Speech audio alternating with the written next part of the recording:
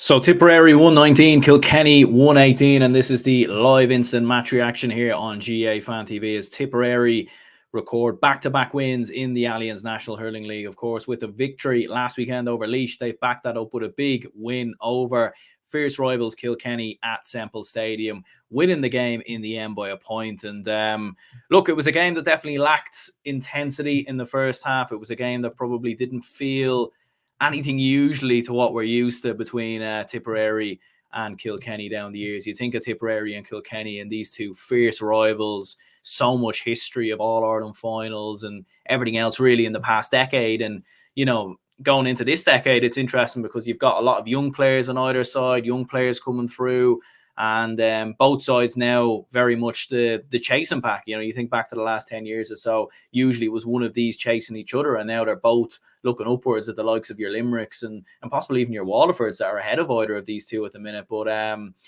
yeah, we'll throw the match reaction agenda on screen right there. We'll get rid of this banner briefly there and just run through what we're going to discuss in this match reaction. So yeah, we'll discuss the match events, the talking points, new players that came into either team, the lack of intensity really in the first half, and where do either side rank in the All-Ireland big picture. Because you know, one thing that's probably evident enough for me anyway in watching a lot of these Allianz National Hurling League games is it's very hard to judge, isn't it? It's very hard to know where teams are at. It's very hard to know who's you know, improving, who's, you know, you're looking at a lot of these sides and looking at the new players that are coming through, young players and all the rest. And like even looking at the Allianz Hurling League last year, for example, you know, Galway were brilliant in the league last year, but went on to have a poor enough championship. Limerick were poor enough in the league, but went on to have a brilliant championship, you know.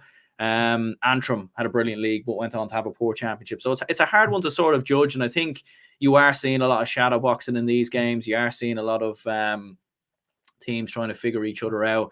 You are seeing teams trying different players out, and I think that was very evident on show for Tipperary today. And just getting the scores on the screen there from a Tipperary point of view, as you can see there, Jake Morris with 1-2, Dennis Marr with a point, Jared Brown with a point, Jason Ford with 10 points, Mike Breen with a point, Barry Heffernan with 2 points. Barry Heffernan, by the way, I thought was very, very impressive from Tipperary, especially in that wing back position.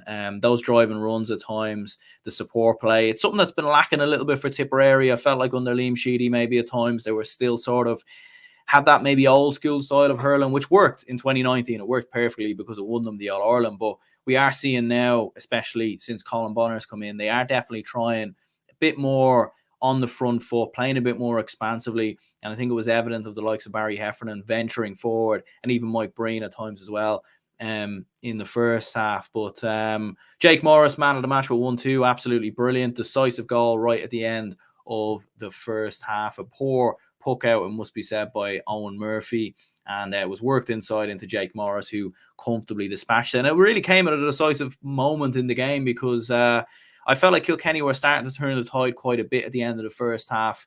They were really slow out the gates in the first half. They didn't score, I think, until about 10 minutes in the first half, around that mark.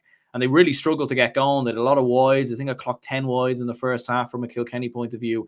Just really sluggish, slow. Their passing wasn't quite there. Their shorthand game, a lot of aimless long balls into the likes of John Donnelly and Mossy Keown that just wasn't working at all. And Tipperary definitely had their number defensively. But at the end of the first half, they just started chipping away with a couple of scores. John Donnelly, Martin Keown, Tom Phelan, and Pádraig Walsh, who I think deserves a real special mention from a Kilkenny point of view. I thought he was absolutely brilliant in this game. And if Kilkenny had gone on to win this game, I think he wins man of the match. I thought he was absolutely brilliant. 4 points on the day.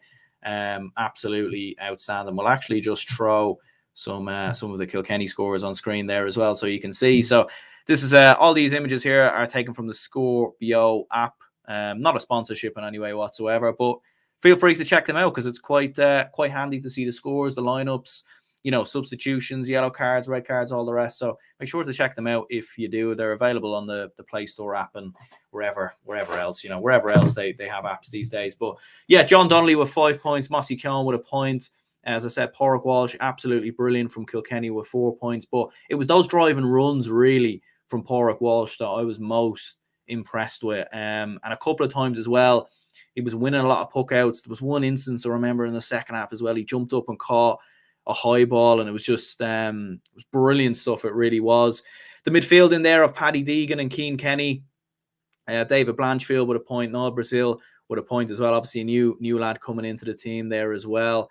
Evan Cody playing at a fullback or a cornerback, but he was taken off quite early on with an injury. So, yeah, I mean, look, you're looking at both teams, and you're seeing obviously a lot of players missing. Like for Kilkenny there, for example, you don't have the Ballyhale Shamrocks lads who played yesterday. They'll probably come in maybe in a couple of weeks, but with the National Hurling League and with the round robin coming up, I don't think it's a big concern really for teams like the likes of your Kilkennys and Waterfords to bring in your star players. And obviously missing Owen Cody in there, missing TJ Reid, Adrian Mullen not in there as well, who will potentially come back in. And obviously from a Tipperary point of view as well, like no Shamie Callanan, no Noel McGrath, no John McGrath.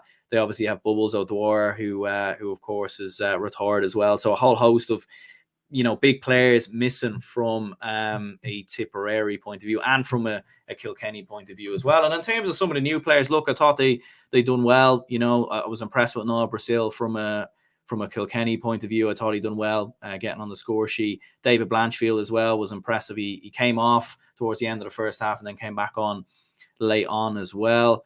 And even from a Tipperary point of view, you had Dennis Maher obviously playing in a full forward, Jer Brown coming in there as well, Barry Heffernan, Dylan Quirk starting as well, Ronan Mark coming off the bench, Shamie Callanan came on late on as well, so you'd expect him to start playing more so as the season comes on, and probably starting games, being at least in the starting 15. But yeah, there's still some interesting Tipperary hurlers that I'd like to get a look at. Billy Seymour, maybe no real look at him, or Owen Connolly as well. Like a few players maybe that could still come into that. Connor Bowe, I think, as well, is it, who could come into that team. So there's still a few lads maybe that could come in there from a Tipperary point of view.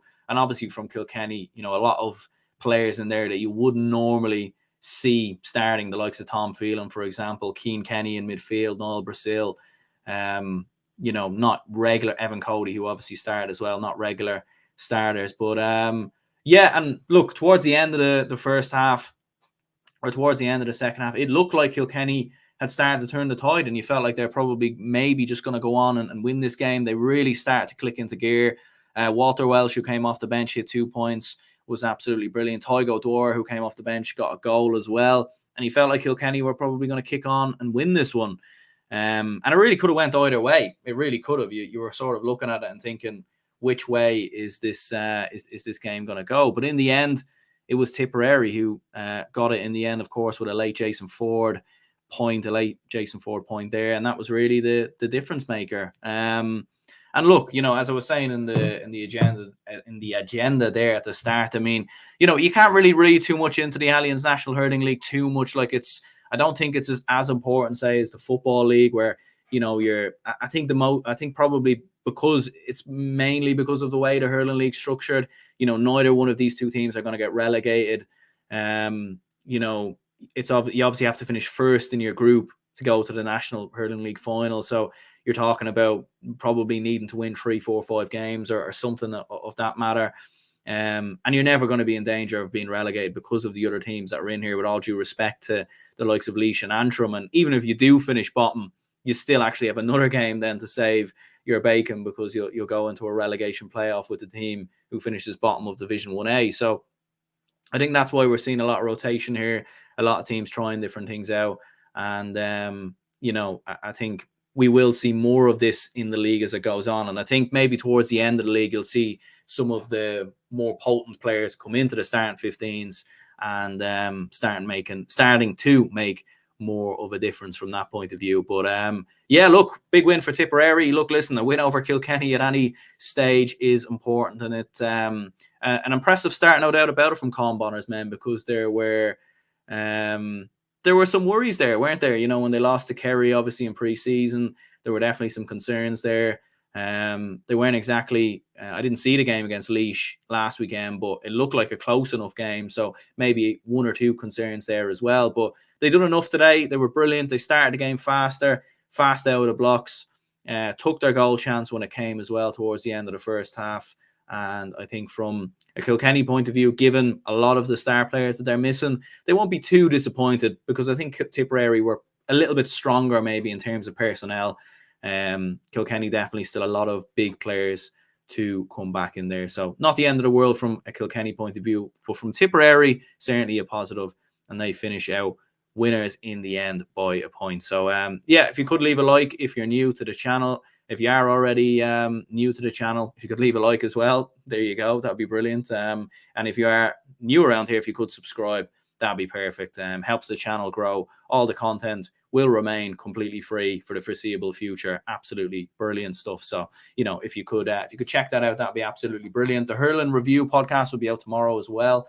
I'll have Matthew Hurley from the GAA Statsman podcast on there with me as well. And we'll also be running through the football action as well. And just to wrap up there, Jack Nolte says good second half. And absolutely, yeah. First half was boring enough, door stuff, didn't really lack the intensity really. And then the second half had a bit more of a championship feel almost.